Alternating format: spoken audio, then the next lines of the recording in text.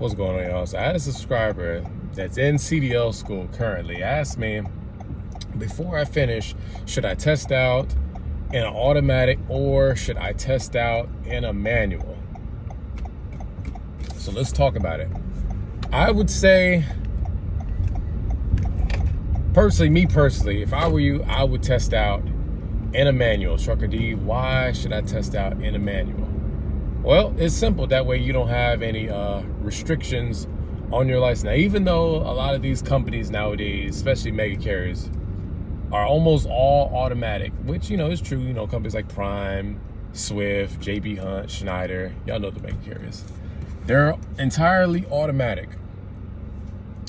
So, Trucker D, if these companies are all automatic, why would you tell me to test out in a manual? Because let's say you decide to go the local route, okay? You're gonna notice some of these local companies are gonna have the old equipment.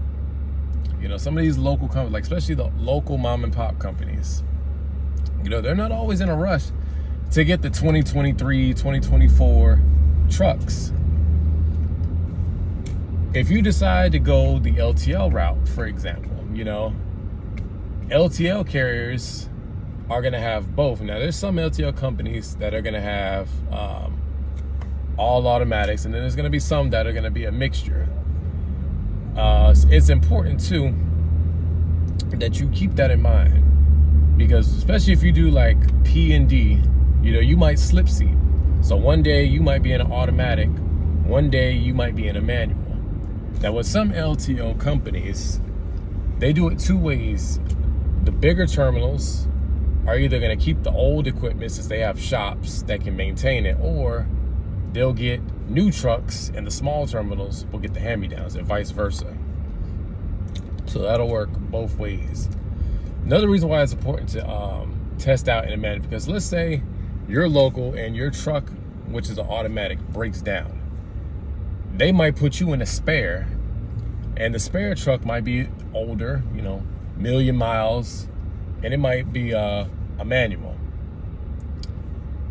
And also, some companies, they won't hire you if you have an automatic restriction. So why limit yourself on what you can drive? So if I were you, go take that test in a manual. That way you won't ever have to worry about it. Now,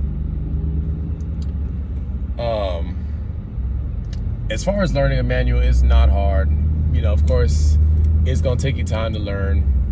Now, with some companies, if you tell them, like, listen, I have no restrictions, but I just haven't had any experience in it. Some companies, they might work with you. Like me, for example, when I got my CDL, I didn't have a restriction on my license. The first 2 or 3 companies I went to was entirely automatic. I didn't touch a manual truck until I went to FedEx Ground, because my particular contractor at that time, he didn't have any automatics. So, I told him straight up, like, listen, I have an idea of how to drive one, but I haven't driven one since CDL school, which had been like, at that time, I had my CDL for about 2 years. So I hadn't touched a manual in over 2 years.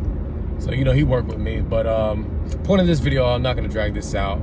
Take your test in a manual. That way you're not limiting yourself. All right, y'all. So I hope that answered your question and gives you an insight for anybody else that's watching this video. So as I always tell y'all, thank you to all my subscribers. I appreciate all of y'all. And as I always tell y'all, y'all take it easy. Stay safe.